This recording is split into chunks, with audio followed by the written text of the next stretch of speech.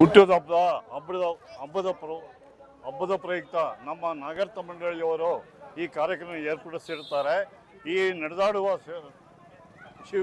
ಶಿವಕುಮಾರ ಸ್ವಾಮಿಗಳು ಸುಮಾರು 111 ವರ್ಷ 1907ರಲ್ಲಿ ಹುಟ್ಟಿ ಅವರು ವಿದ್ಯಾದಾನ ಹಾಗೂ ಅನ್ನದಾನ ಹಾಗೂ ಮಕ್ಕಳ ಸೇವೆಯನ್ನು ಎಷ್ಟು ಮಾಡಿದ್ದಾರೆ ಅಂದರೆ ಅವ್ರು ನಡೆದಾಡೋ ಅವರಿಗೆ ಹಿರಿಯ ಒಂದು ಈಗಿನ ಜನರೇಷನ್ ಅಲ್ಲ, ಅವರು ಇಂದಿನ ಒಂದು ಪುರುಷರವರು.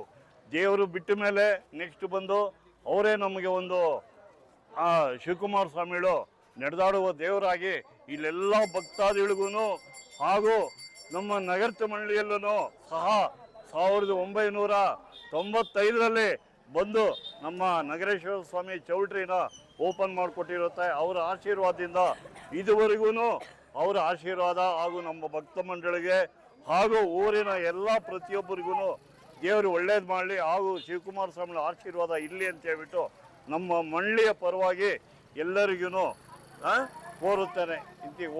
ಶ್ರೀ ಶಿವಕುಮಾರ ಮಹಾಸ್ವಾಮೀಜಿರವರ ಈ ಒಂದು 119ನೇ ಜಯಂತ್ಯೋತ್ಸವ ನಮ್ಮ ಶಿಡ್ಲಘಟ್ಟದ ಶ್ರೀ ನಗರೇಶ್ವರ ಸ್ವಾಮಿ ದೇವಾಲಯದ ಮುಂಭಾಗದಲ್ಲಿ ಅವರ ಒಂದು ಪೂಜಾ ಕಾರ್ಯಕ್ರಮದಲ್ಲಿ ಭಾಗವಹಿಸಿ ಇವತ್ತು ಭಕ್ತಾದಿಗಳು ಸಾಕಷ್ಟು ಜನ ದಾಸೋಹ ಕಾರ್ಯಕ್ರಮದಲ್ಲಿ ಭಾಗವಹಿಸಿದ್ದಾರೆ.